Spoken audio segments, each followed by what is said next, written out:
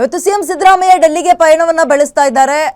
ಸಚಿವ ಸಂಪುಟ ಸಭೆ ಬಳಿಕ ದೆಹಲಿಗೆ ತೆರಳುತ್ತಾರೆ ಸಿಎಂ ಸಿದ್ದರಾಮಯ್ಯ. ಮಧ್ಯಾಹ್ನ 3:30ಕ್ಕೆ HUL ಏರ್ಪೋರ್ಟ್ನಿಂದ ಪಯಣವನ್ನ ಬೆಳೆಸ್ತಾರೆ.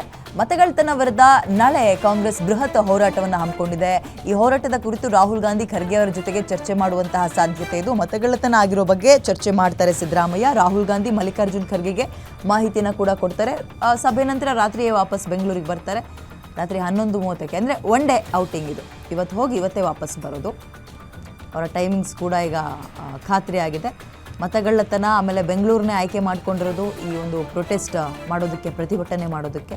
ಎಲ್ಲದ್ರ ಬಗ್ಗೆ ಖರ್ಗೆ ಅವರಿಗೆ ಹೋಗಿ ಮಾಹಿತಿಯನ್ನು ಕೊಟ್ಟು ರಾಹುಲ್ ಗಾಂಧಿಯವರ ಜೊತೆಗೂ ಇದ್ರ ಬಗ್ಗೆ ಚರ್ಚೆ ಮಾಡ್ಕೊಂಡು ಬರ್ತಾರೆ ಅನ್ನೋ ಮಾಹಿತಿ ಇದೆ. ಕಾದು ನೋಡೋಣ ಬೇರೆ ಏನಾದರೂ ಹೊಸ ಸುದ್ದಿ ತರ್ತಾರಾ.